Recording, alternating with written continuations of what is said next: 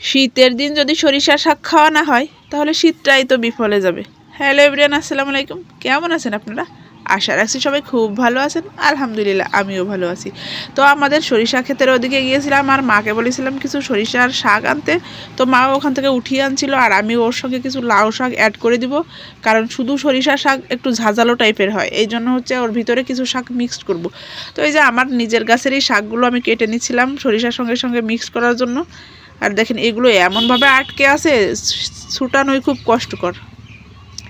কি সুন্দর ডগাগুলো দেখেন, কত সুন্দর হয়েছে, কচি কচি ডগা। অনেকগুলো কেটে নিয়েছি দেখেন। এই দেখেন কত সুন্দর পাতা। এই সুন্দর পাতা দেখলে আমার শুধু উঠাইতে ইচ্ছে করে, মনে হয় আরও বেশি করে উঠাই, বাট একদিনে বেশি উঠানো যাবে না, মাঝে মাঝে উঠাইলে বেশ খাওয়া হবে। আর এদিকে আর একটা ডগাও আমি কেটে নিয়েছিলাম, দেখেন কতটা সুন্দর, অনেক লম্বা। এই তো আমার শাক উঠানো শেষ, এখন চলে যাব রান্না করতে। এই যে চলে আসলাম রান্না করে। এই যে সেই সুন্দর সরিষা শাকগুলো, একবারে ফুলও আছে দুই একটা। আর এই যে আমার সে কাঙ্ক্ষিত টাকি মাছ, শুটকি টাকি মাছ আর কি, দেখেন কি সুন্দর। এগুলো হচ্ছে আমার খালা দিয়ে গেছে, ওরা বেশি করে মাছ শুকিয়েছে এজন্য কিছু দিয়ে গেছে আমাদের। আর এই যে এখন এগুলো আমি সব বেছে নিব।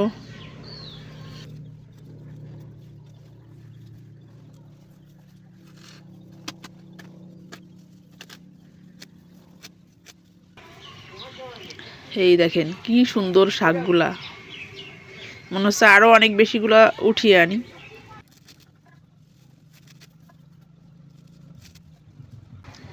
কি সুন্দর ফুল।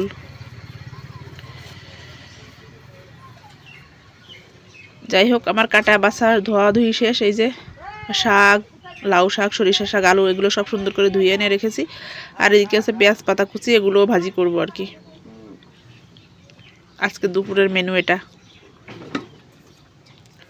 এই যে আমার সে কাঙ্ক্ষিত শুটকি মাছ, এটার কথা মনে হলে জিভে এমনি পানি চলে আসে শুটকি মাছ খাওয়ার জন্য।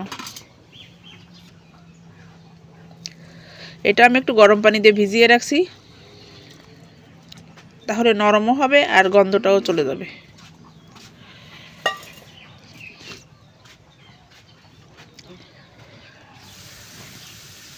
এই যে মশলা কষানোর পর আমি এইগুলো আছে টাকি মাছগুলো দিয়ে দিব, একটু কষিয়ে নিব আর কি। কি সুন্দর লাগছে দেখুন দেখতে, কালারটা সেই সুন্দর না?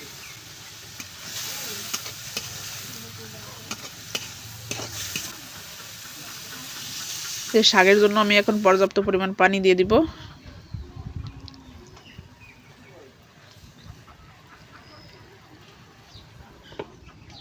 ঢেকে দিলাম।